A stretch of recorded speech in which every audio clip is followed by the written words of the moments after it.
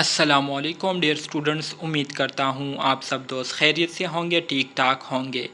Dear students, आज की इस वीडियो में हम BSN सेकेंड सेमेस्टर के सब्जेक्ट फंडामेंटल ऑफ नर्सिंग 2 के यूनिट नंबर 1 जो कि हमारे साथ नर्सिंग प्रोसेस है, इसको आज हम डिस्कस करेंगे और इसको समझने की कोशिश करेंगे। डियर स्टूडेंट्स, इस यूनिट को स्टार्ट करने से पहले आप सब दोस्तों से ये कहना चाहता हूँ कि ये यूनिट जो है काफ़ी ज़्यादा इम्पोर्टेंट है और बहुत ही ज़्यादा बेसिक यूनिट है।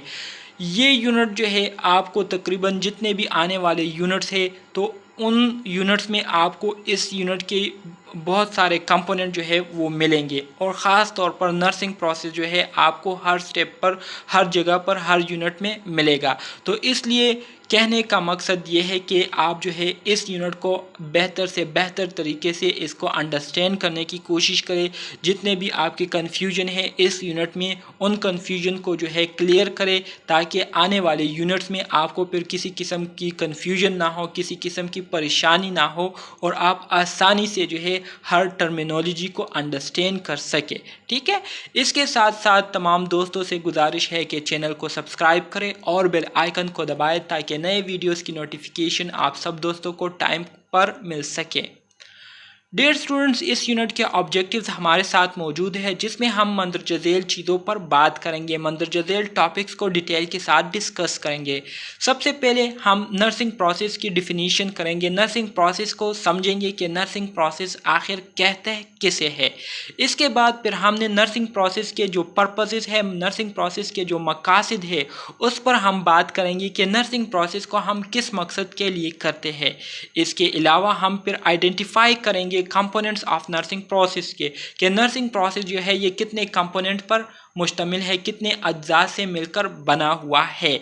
इसके साथ साथ फिर हम डिस्कस करेंगे requirement for effective use of the nursing process, मतलब वो कौन सी चीज़ें हैं जिसके ज़रिए हम नर्सिंग प्रोसेस को इफ़ेक्टिवली यूज़ कर सकते हैं। ठीक है, जिससे हमें फ़ायदा हो, जिससे हमें पॉजिटिव आउटकम मिले। ठीक है, इसके साथ साथ आखिर में हम डिस्क्राइब करेंगे the functional health approach to nursing process, nursing process के ज़रिए हम किस तरह के फंक्शनल हेल्थ अप्रोच कर सकते हैं, मतलब किस तरह के रोल प्ले कर सकते हैं जिससे लोगों की जो सेहत है उसको फ़ायदा मिले। ठीक है, तो यूनिट जो है काफ़ी ज़्यादा इंटरेस्टिंग है, काफ़ी ज़्यादा इजी है और इंशाल्लाह आपको जो है इसको समझने में बहुत ज़्यादा आसानी होगी। ठीक है, स्टार्ट करते हैं नर्सिंग प्रोसेस से।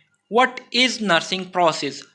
The nursing process is a dynamic and modified form of scientific method used in nursing profession to assess client needs and create a course of actions to address and solve patient problems. Nursing process ये हमारे साथ एक dynamic और modified form है scientific methods का जिसको ख़ास तौर पर हम नर्सिंग प्रोफेशन में यूज़ करते हैं। इस मकसद के लिए यूज़ करते हैं कि हमारे क्लाइंट्स के जो ज़रूरियात है और उनको जितने भी प्रॉब्लम लाहक हो चुके हैं तो उन ज़रूरियात और उन प्रॉब्लम्स को हम एसेस करें, उन प्रॉब्लम तक हम रसाई को हासिल कर सके और इसी तरह से उन प्रॉब्लम्स को देखते हुए उन प्रॉब्लम्स को फिर हम क्या करें, एक प्रॉपर तरीके से उनको सॉल्व करने की कोशिश करें और अपने क्लाइंट की जो ज़रूरियात है उसको पूरी करें।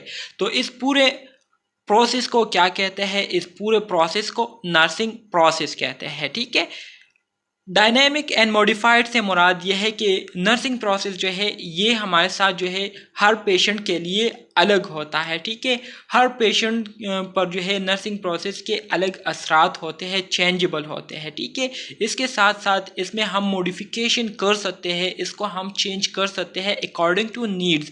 तो नर्सिंग प्रोसेस जो है ये हमारे साथ एक ऐसा अमल होता है जिसमें हम साइंटिफिक मेथड्स को यूज़ करते हुए हम अपने क्लाइंट्स के जितने भी ज़रूरियात है, जितने भी प्रॉब्लम्स है उसको हम एसेस करते हैं और एसेस करने के बाद हम उन प्रॉब्लम्स को सॉल्व करते हैं एक प्रॉपर तरीके से। तो इस अमल को कहते हैं nursing process. Dear students, nursing process का दूसरा डिफिनीशन भी हमारे साथ मौजूद है जो कि इससे भी ज़्यादा आसान डिफिनीशन है, लेकिन मतलब जो है दोनों का एक ही है। ठीक है, an organise sequence of problem solving steps used to identify and to manage the health problems of client। कहते हैं कि नर्सिंग प्रोसेस जो है ये हमारे साथ एक ऐसा अमल होता है, एक ऐसा प्रोसेस होता है जो कि एक organise sequence of problem solving steps पर मुश्तमिल होता है। मतलब इनमें इस प्रोसेस में हमारे साथ जो स्टेप्स होते हैं तो वो एक सीक्वेंस में अरेंज हुए होते हैं और इन स्टेप्स को ख़ास तौर पर हम प्रॉब्लम्स को सॉल्व करने के लिए यूज़ करते हैं। वो प्रॉब्लम्स क्या होते हैं? वो प्रॉब्लम जो है हेल्थ से रिलेटेड प्रॉब्लम्स होते हैं। तो सबसे पहले हम हेल्थ से रिलेटेड प्रॉब्लम्स को आइडेंटिफाई करते हैं और आइडेंटिफाई करने के बाद फिर हम उन प्रॉब्लम्स को क्या करते हैं, एक प्रॉपर तरीके से सॉल्व करते हैं। तो इस अमल को कहते हैं nursing process. It is accepted for clinical practice established by the American Nursing Association. American Nursing Association से ये प्रोसेस जो है एक्सेप्टेड शुदा है। इसको जो है आप क्लिनिकल प्रैक्टिस में यूज़ कर सकते हैं। मतलब जिस टाइम आप क्लिनिक कर रहे होते हैं तो क्लिनिक के दौरान आप इस प्रोसेस को यूज़ कर सकते हैं और अपने क्लाइंट की जितने भी प्रॉब्लम है उसको आप बआसानी से आइडेंटिफाई करके उसको सॉल्व कर सकते हैं। Purpose of nursing process. Dear student, nursing process हम किस मकसद के लिए करते हैं? आखिर नर्सिंग प्रोसेस को हम क्यों करते हैं? ठीक है, क्या ज़रूरत पड़ी हमें नर्सिंग प्रोसेस करने की, तो इसको समझना बहुत ज़्यादा ज़रूरी है। ठीक है, नर्सिंग प्रोसेस को हम इस मकसद के लिए करते हैं ताकि हम क्या करें, ताकि हम आइडेंटिफाई कर सके अपने क्लाइंट की हेल्थ स्टेटस को और इसके साथ साथ हमारे क्लाइंट को जितने भी एक्चुअल और पोटेंशियल हेल्थ केयर प्रॉब्लम्स है या जितने भी उनको ज़रूरियात है उन ज़रूरियात को हम आइडेंटिफाई कर सके और आइडेंटिफाई करने के बाद उसको हम पूरी कर सके, उन ज़रूरियात उन प्रॉब्लम्स को हम हल कर सके। तो इस मकसद के लिए हम नर्सिंग प्रोसेस को परफॉर्म करते हैं। इसके अलावा to establish plans to meet the identify needs, इसके अलावा हम नर्सिंग प्रोसेस के ज़रिए हम प्लानिंग करते हैं ताकि जो नीड्स हमने आइडेंटिफाई किए होते हैं, जो प्रॉब्लम्स हमने डायग्नोस किए हुए होते हैं, तो उन प्रॉब्लम्स को उन प्लानिंग के मुताबिक फिर हल कर सके और जितने भी ज़रूरियात है उसको हम पूरी कर सके। इसके साथ साथ नर्सिंग प्रोसेस का जो तीसरा मकसद है वो ये है कि नर्सिंग प्रोसेस हम इसलिए करते हैं ताकि हम डिलीवर कर सके specific nursing intervention to meet those need, ताकि हम एक ख़ास किस्म की इंटरवेंशन अपने क्लाइंट की कर सके और उनकी जितनी भी ज़रूरियात है उसको पूरी कर सके। इंटरवेंशन से मुराद अपने क्लाइंट की क्या करें, अपने क्लाइंट की ट्रीटमेंट करें और उस ट्रीटमेंट से हम उनके प्रॉब्लम्स को सॉल्व कर सके। तो इस मकसद के लिए हम नर्सिंग प्रोसेस को स्टडी करते हैं और परफॉर्म करते हैं।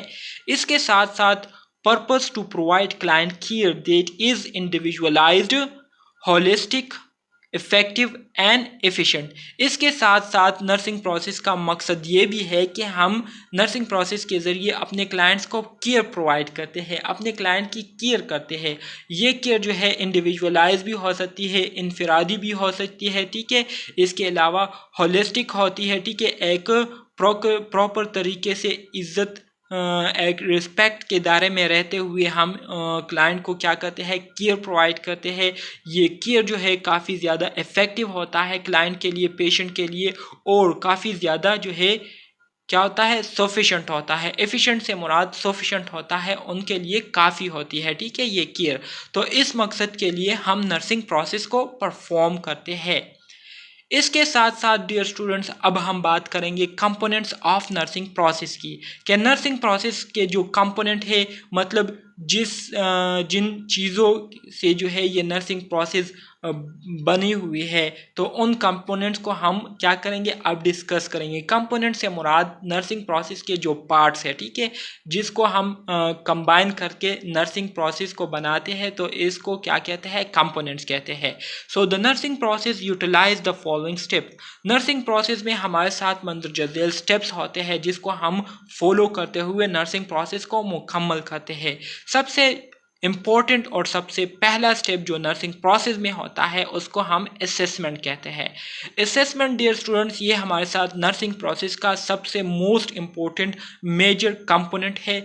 इसके बगैर नर्सिंग प्रोसेस जो है ये नामुकम्मल है। ठीक है, असेसमेंट में हम क्या करते हैं? असेसमेंट में यूजुअली हम अपने क्लाइंट के हेल्थ से रिलेटेड डेटा को कलेक्ट करते हैं। डेटा को कलेक्ट करने के बाद उसको हम एक प्रॉपर तरीके से ऑर्गेनाइज करते हैं। ऑर्गेनाइज से मुराद अरेंज करते हैं।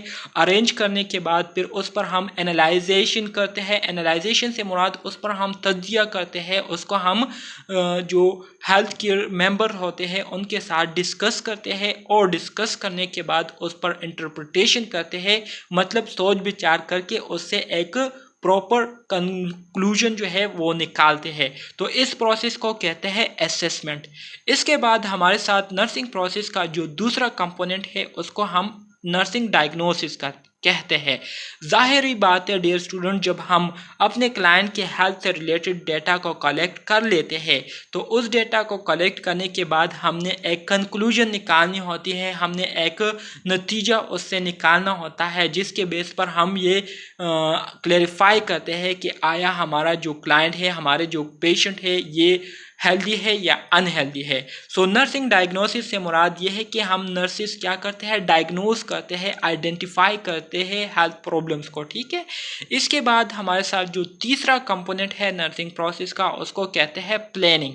प्लानिंग जो है डियर स्टूडेंट बहुत ही ज़्यादा इम्पोर्टेंट एक स्टेप है नर्सिंग प्रोसेस में, क्योंकि नर्सिंग डायग्नोसिस के बाद हम क्या करते हैं? हम प्लानिंग करते हैं। हम जो है प्लानिंग करते हैं कि किस तरह से मैंने अपने इस पेशेंट के इस प्रॉब्लम्स को जो है सॉल्व करने हैं, अपने पेशेंट के इन ज़रूरियात को किस तरीके से हमने पूरे करने हैं। तो ये सारी चीज़ें जो है हम नर्सिंग प्लानिंग में इसको क्या करते हैं? प्लान करते हैं। ठीक है, इसके बाद हमारे साथ जो चौथा कंपोनेंट है नर्सिंग प्रोसेस का वो है इम्प्लीमेंटेशन।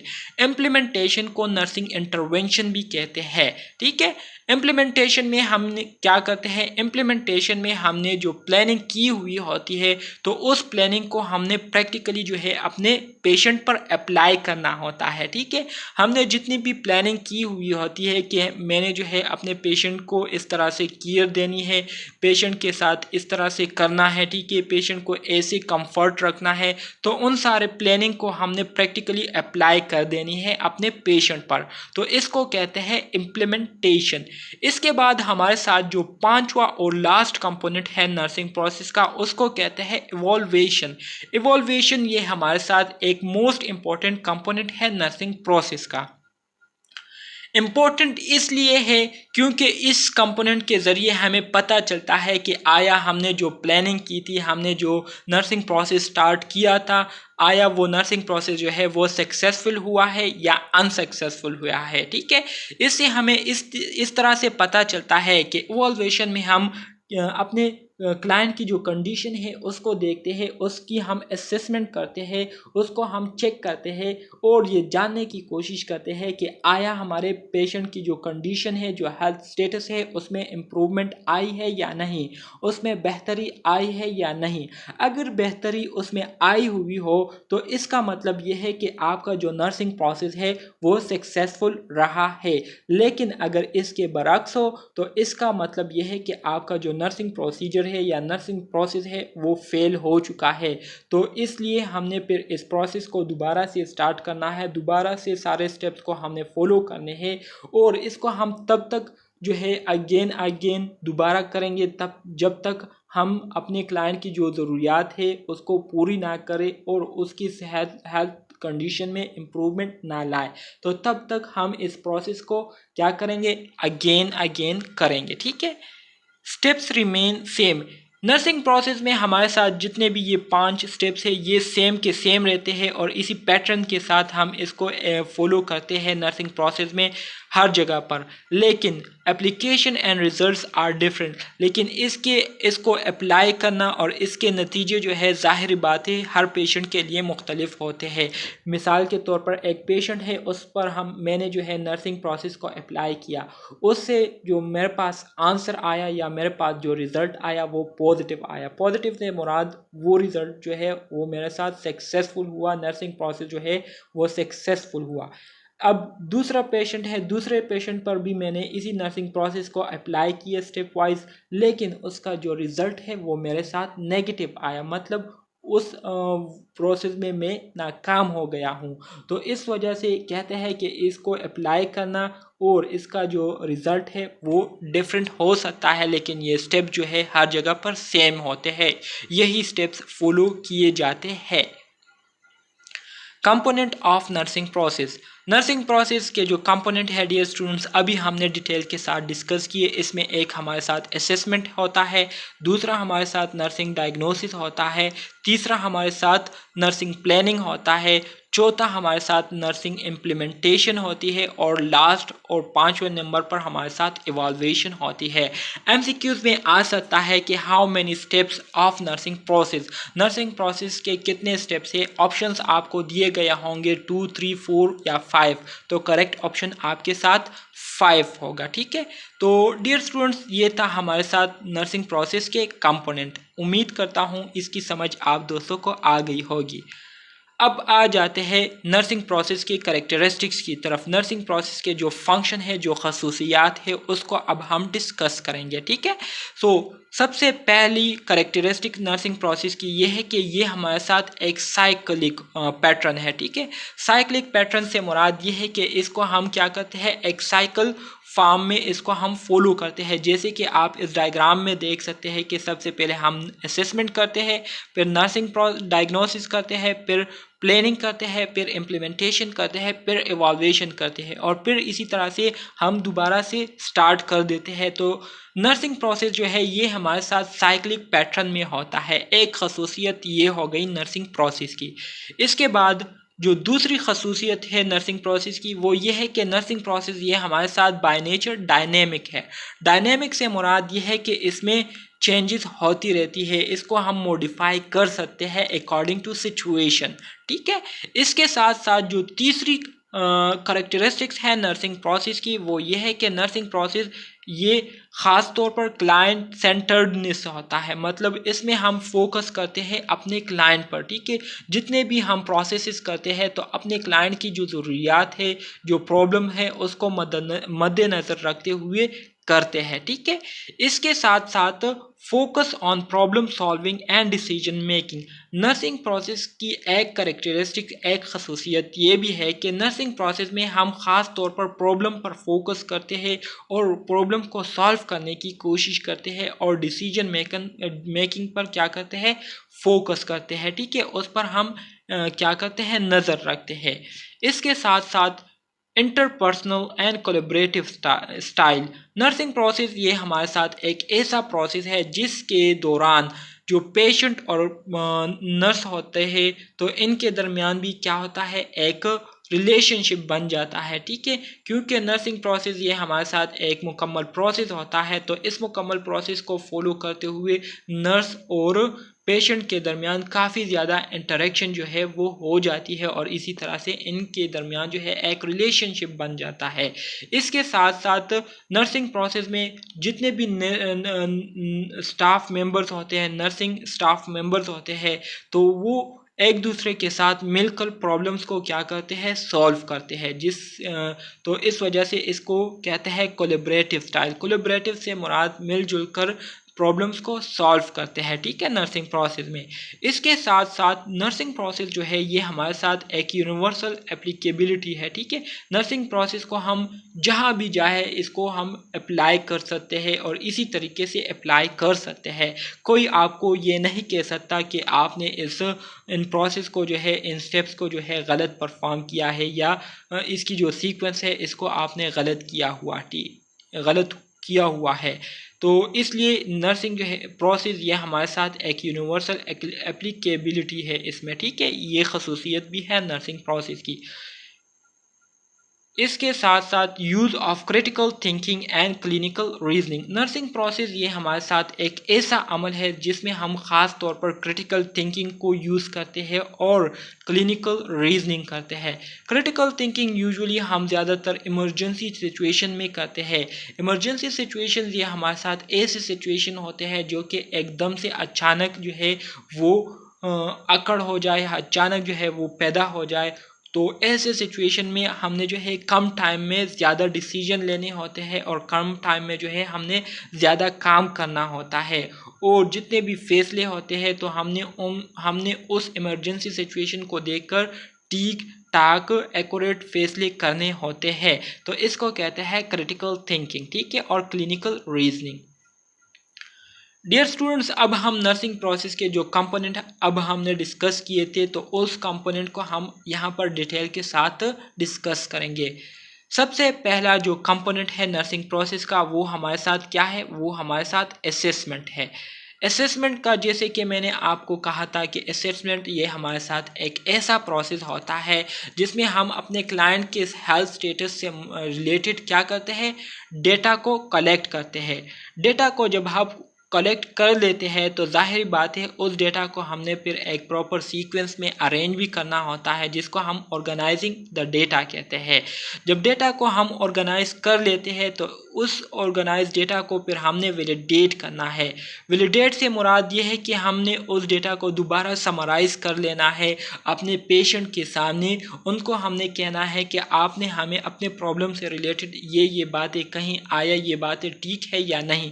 तो अगर आपको वो कहें कि ठीक है, तो इसका मतलब ये है कि आपने उस डेटा को वैलिडेट कर दिया है, ठीक है। इसके बाद हमारे साथ जो अगला स्टेप होता है असेसमेंट में, वो ये होता है कि हम जब डेटा को कलेक्ट कर लेते हैं, वैलिडेट कर लेते हैं, तो फिर जाहिर बात है उसको हमने फिर डॉक्यूमेंटेशन में भी क्या करना होता है, रिकॉर्ड करना होता है। तो फिर उसको हम अपने डॉक्यूमेंट्स में क्या कर लेते हैं, रिकॉर्ड कर लेते हैं।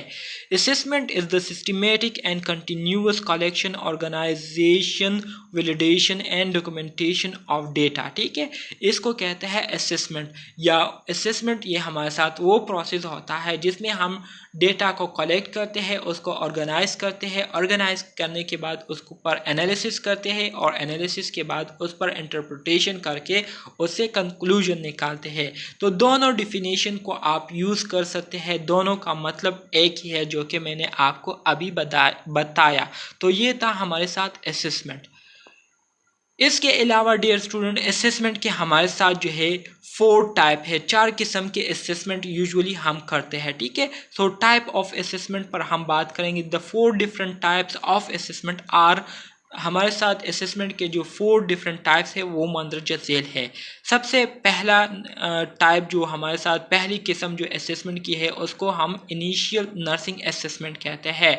इनिशियल नर्सिंग असेसमेंट ये हमारे साथ वो असेसमेंट होती है जिसमें जब क्लाइंट पहली दफ़ा हॉस्पिटल आता है तो पहली दफ़ा नर्स के साथ इनकी जो इंटरेक्शन होती है, और उस इंटरेक्शन के दौरान नर्स उनसे जो डेटा पहली दफ़ा कलेक्ट कर रहे होते हैं, तो इसको कहते हैं इनिशियल नर्सिंग असेसमेंट। इसके बाद हमारे साथ जो दूसरा टाइप है नर्सिंग असेसमेंट का, वो है problem focus assessment. Problem focus assessment usually हमारे साथ असेसमेंट की वो किस्म होती है जिसमें हम ख़ास तौर पर प्रॉब्लम से रिलेटेड डेटा को कलेक्ट करते हैं, ठीक है। इसके बाद हमारे साथ जो तीसरी किस्म है असेसमेंट की, उसको इमरजेंसी असेसमेंट कहते हैं, और जो चौथी किस्म है उसको टाइम लैप्स रीअसेसमेंट कहते हैं। तो ये 4 असेसमेंट है हमारे साथ असेसमेंट की किस्में हैं, ठीक है। इसको हम आगे डिस्कस करेंगे। The ultimate purpose of assessment is data collection. Dear student, जितने भी हमारे साथ असेसमेंट के अक़साम है और असेसमेंट है, इनकी जो बुनियादी मकसद होता है वो यही होता है कि असेसमेंट के ज़रिए हम क्या करते हैं, अपने क्लाइंट के हेल्थ स्टेटस से रिलेटेड डेटा को कलेक्ट करते हैं, ठीक है।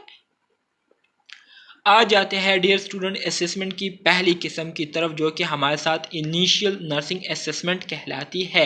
इनिशियल नर्सिंग असेसमेंट में हम क्या करते हैं, perform with in specific time after admission.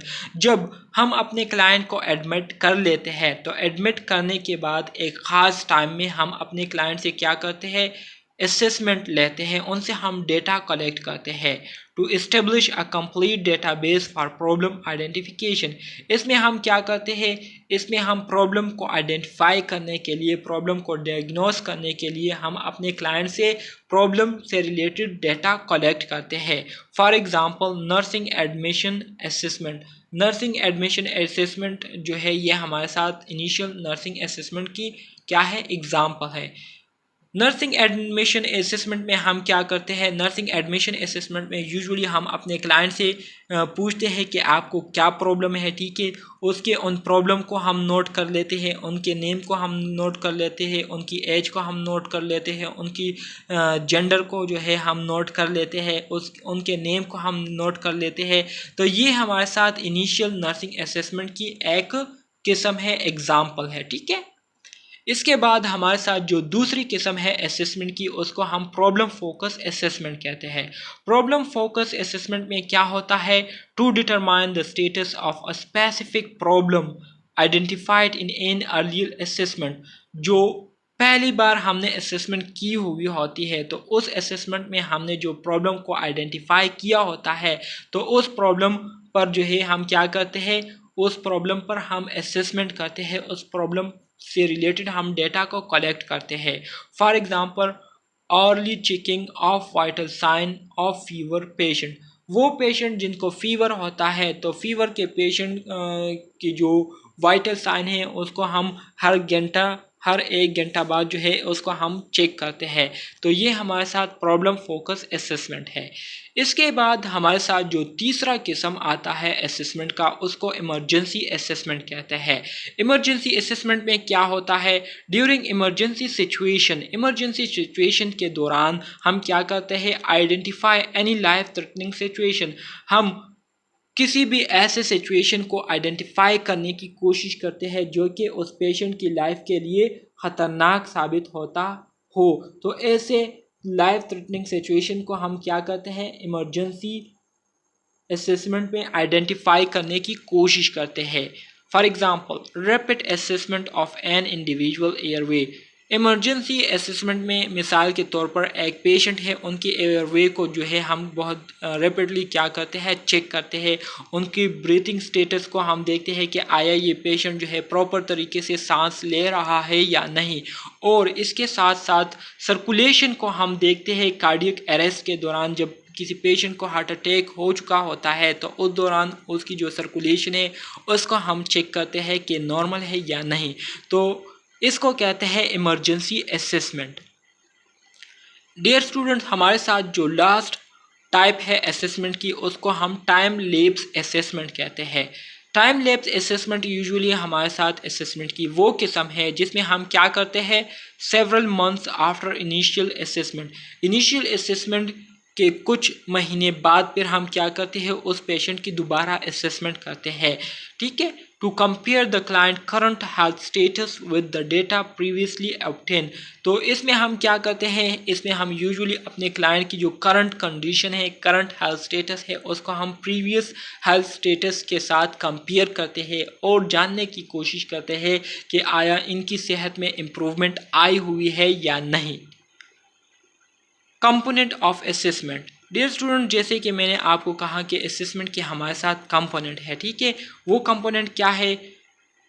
इससे पहले हमने नर्सिंग प्रोसेस के कंपोनेंट को डिस्कस किए थे, अब हम असेसमेंट के कंपोनेंट को डिस्कस कर रहे हैं।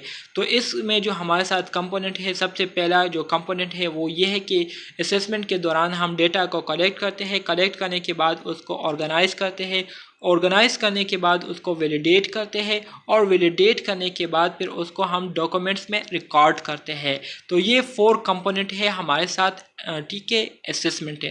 एमसीक्यूज असेसमेंट के हवाले से इस तरह से आ सकता है कि how many components of assessment are there.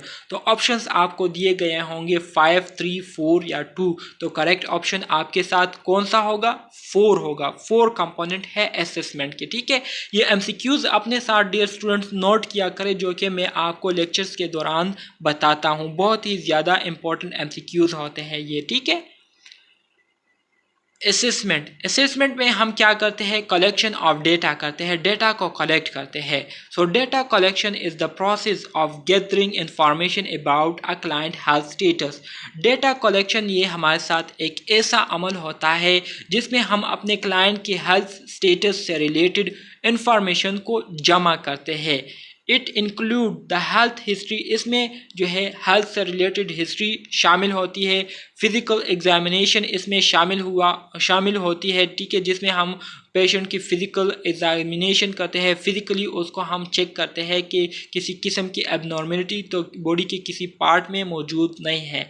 Result of laboratory, इसके साथ साथ लेबॉर्ट्री के जितने भी रिज़ल्ट्स हैं उसको हम चेक करते हैं, और इसके साथ साथ डायग्नोस्टिक टेस्ट हो गए, material contributed by other health personnel, और ऐसे दूसरे मटेरियल जो कि उनके हेल्थ पर्सनल या हेल्थ कंडीशन को अफेक्ट करती हो, तो उन सारी चीज़ों को हम कलेक्शन ऑफ डेटा में क्या करते हैं, इंक्लूड करते हैं, उसको हम जमा करते हैं। इसके बाद हमारे साथ डेटा के भी फिर दो किस्में हैं। टाइप्स ऑफ डेटा, डेटा के हमारे साथ दो किस्में हैं। एक को हम सब्जेक्टिव डेटा कहते हैं, एक को हम ऑब्जेक्टिव के डेटा कहते हैं। सब्जेक्टिव डेटा यूजुअली हमारे साथ वो डेटा होता है जो कि हम डायरेक्टली अपने क्लाइंट से जो है हासिल करते हैं। मतलब यह है कि हम अपने क्लाइंट के साथ जो है वो क्या कर रहे होते हैं, मीटिंग कर रहे होते हैं और उनसे जो है सवालात कर रहे होते हैं, और वो हमें उन सवालात के जवाबात दे रहे होते हैं, हमें डेटा प्रोवाइड कर रहे होते हैं। तो इस किस्म के डेटा को सब्जेक्टिव डेटा कहते हैं। जबकि ऑब्जेक्टिव डेटा, ये डेटा की वो किस्म है जिसमें हम जो डेटा कलेक्ट करते हैं तो यूजुअली या तो हम क्लाइंट के साथ जो अटेंडेंट्स आए हुए होते हैं उनसे हम क्या करते हैं, डेटा को कलेक्ट करते हैं। और ऐसा ये जो ऑब्जेक्टिव डेटा होता है ये हम उस कंडीशन में ऑब्टेन करते हैं जब पेशेंट जो है वो हमारे साथ अनकॉन्शियस हो, पेशेंट अपने होश और हवास में ना हो, वो कोमा में हो या वो बेहोश हो, उसको पता ही ना हो, ठीक है, उसके साथ हम बात ना कर सकते हो। तो ऐसे कंडीशन में फिर हम अपने पेशेंट के साथ जो अटेंडेंट आए हुए होते हैं, चाहे वो उनके फैमिली मेम्बर हो, उनके दोस्त हो या उनके कोलीग हो या क्लास मेंबर हो या रूममेट हो, तो उनसे हम डेटा कलेक्ट करते हैं, उनसे हम पूछते हैं कि इसको क्या हुआ था, कब हुआ था, क्यों हुआ था, कैसे हुआ था, ठीक है। तो इस किस्म के डेटा को ऑब्जेक्टिव डेटा कहते हैं। तो डियर स्टूडेंट, सब्जेक्टिव डेटा हमारे साथ also refer to as symptoms और कोवर्ट डेटा।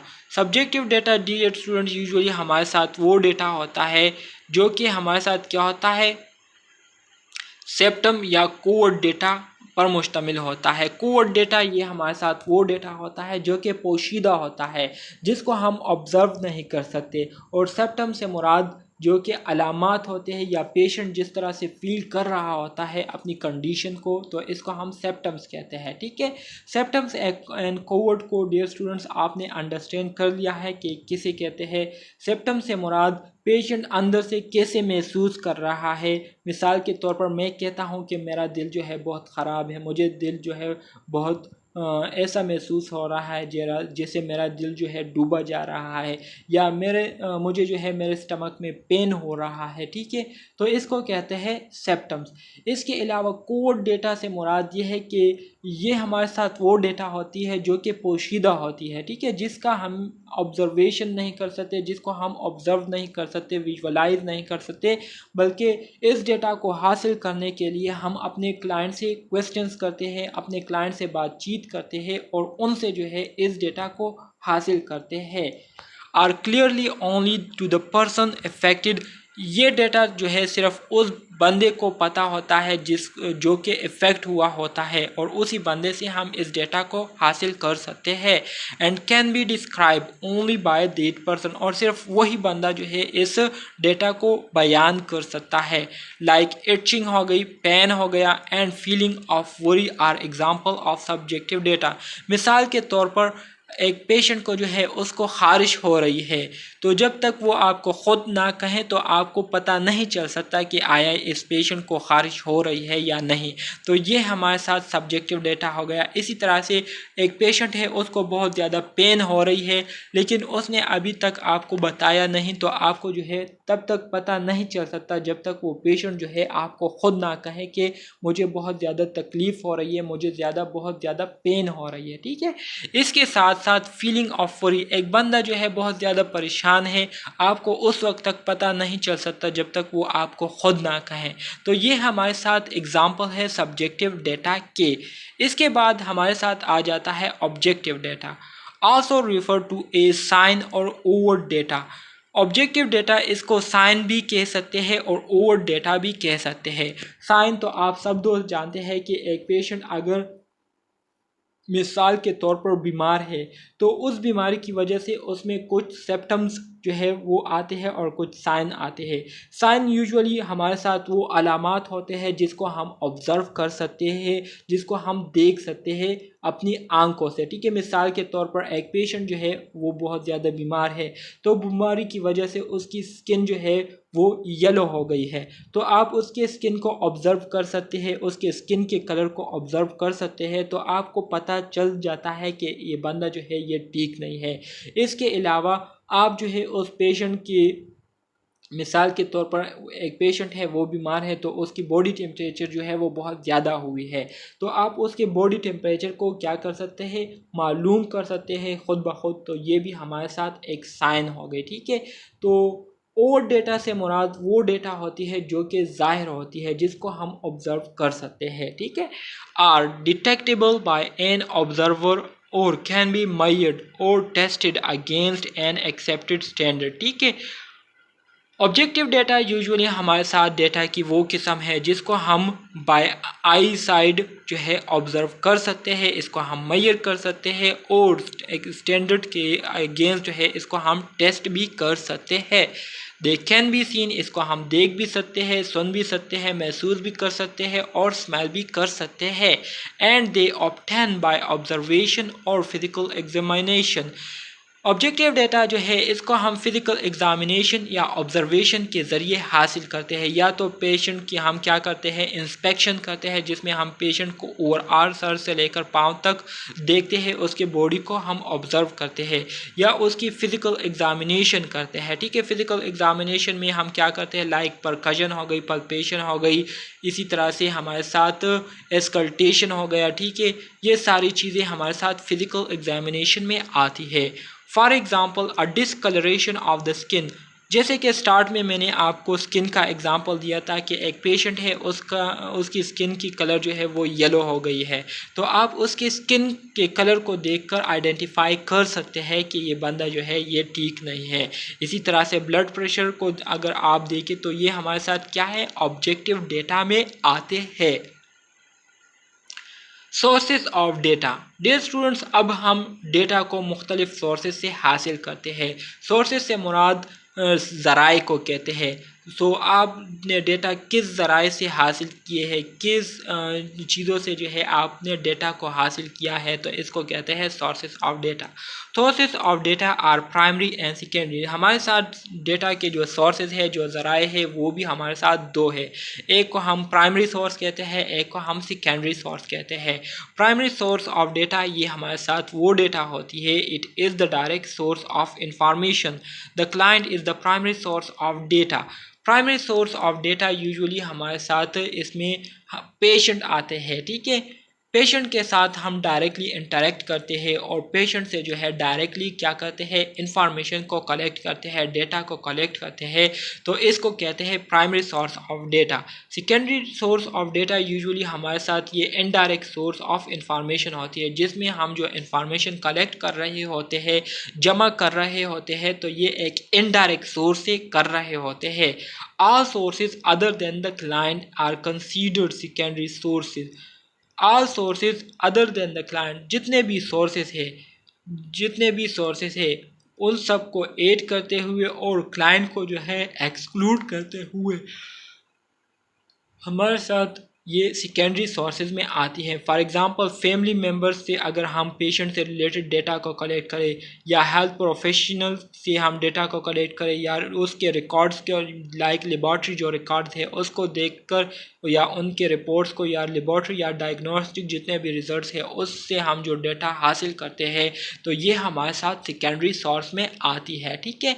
एमसीक्यूज़ के हवाले से डियर स्टूडेंट बहुत ही ज़्यादा इम्पोर्टेंट है ये सारे स्लाइड्स जो कि मैं आपको बता रहा हूँ, आपको टीच कर रहा हूँ, ठीक है। आपने इसको बिल्कुल अच्छे तरीके से याद कर लेना है और इस पर अपने कंसेप्ट को क्लियर कर लेना है। Methods of data collection, dear student, data को जो है हम मुख्तलिफ मेथड्स के ज़रिए जो है कलेक्ट करते हैं। सबसे पहला जो मेथड है हमारे साथ वो है इंटरव्यू। सबसे पहले हम क्या करते हैं, इंटरव्यू ये हमारे साथ मोस्ट सिंपल मेथड है डेटा को कलेक्ट करने का। इसके बाद जो दूसरा मेथड है उसको कहते हैं ऑब्जर्वेशन, जो तीसरा मेथड है उसको कहते हैं पल्पेशन, जो चौथा मेथड है उसको परकशन कहते हैं, और जो लास्ट नंबर पांचवा मेथड है उसको एस्कल्टेशन कहते हैं। तो इन डिफरेंट मेथड्स के ज़रिए हम क्लाइंट के हेल्थ से रिलेटेड डाटा को कलेक्ट करते हैं। डियर स्टूडेंट्स, अब हम आ जाते हैं असेसमेंट के दूसरे कंपोनेंट की तरफ, जो कि हमारे साथ ऑर्गेनाइजेशन ऑफ डेटा है। ऑर्गेनाइजेशन ऑफ डेटा किसे कहते हैं? The nurse uses a format that organises the assessment data systematically. Nurses, जितने भी नर्सिस होते हैं जो कि डेटा को कलेक्ट कर चुके होते हैं, तो डेटा को कलेक्ट करने के बाद नर्सिस जो है एक फॉर्मेट यूज़ करते हैं, एक पैटर्न यूज़ करते हैं, जिसके ज़रिए वो अपने डेटा को या कलेक्ट शुदा डेटा को क्या करते हैं, उसको रिप्रेजेंट करते हैं। तो इस फॉर्मेट को क्या कहते हैं? ऑर्गेनाइजेशन ऑफ डेटा कहते हैं। This is often refer to as nursing health history. इसको नर्सिंग हेल्थ हिस्ट्री भी कह सकते हैं या नर्सिंग असेसमेंट फॉर्म भी इसको कह सकते हैं। इसके बाद जो तीसरा कंपोनेंट है असेसमेंट का, उसको कहते हैं validation of data. The information gathered during the assessment. Assessment के दौरान हमने जो इंफॉर्मेशन को गैदर किया हुआ होता है, तो उसको हमने दोबारा चेक करना होता है और वेरीफाई करना होता है अपने पेशेंट से कि आया आपने जो डेटा मुझे प्रोवाइड की है वो ठीक है या नहीं। वैलिडेशन ऑफ डेटा को हमने किस तरीके से करना है? इस तरीके से करना है कि हमने अपने क्लाइंट्स की जो बातें हैं उसको उसके सामने दोबारा समराइज़ कर लेने हैं। उसको हमने बताना है कि आपने हमें ये बात कही, इस तरह से कही और इस वजह से कही, क्या ये ठीक है या नहीं।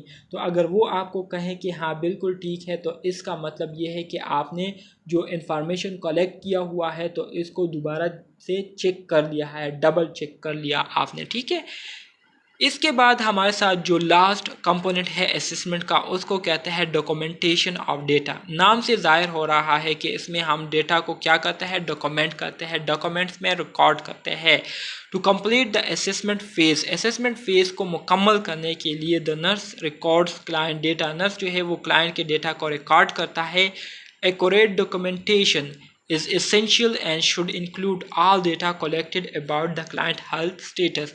अब डेटा को जो है सही तरीके से डॉक्यूमेंटेशन में ऐड करना, और जितना भी डेटा आपने कलेक्ट किया हुआ हो जो कि क्लाइंट के हेल्थ स्टेटस से रिलेटेड होता है, तो वो जो है उसका एक्यूरेट होना बहुत ज़्यादा ज़रूरी होता है। तो डियर स्टूडेंट्स, आज के लिए इतना काफ़ी है। इंशाल्लाह नेक्स्ट वीडियो में हम इस यूनिट के पार्ट 2 को डिस्कस करेंगे और इंशाल्लाह इस यूनिट को मुकम्मल करने की कोशिश करेंगे। उम्मीद करता हूँ आपको इस लेक्चर की समझ आ गई होगी और आपको ये लेक्चर जो है पसंद आ गया होगा। अगर आया हुआ है और आपको इसकी समझ आ गई हो तो काइंडली चैनल को ज़रूर सब्सक्राइब करें और बेल आइकन को दबाएं, ताकि मुझे जो है मोटिवेशन मिले, मुझे सपोर्ट मिले और मैं आपके लिए और भी इससे ज़्यादा अच्छे एक्सप्लेनेशन के साथ लेक्चर्स आपको प्रोवाइड करता रहूं।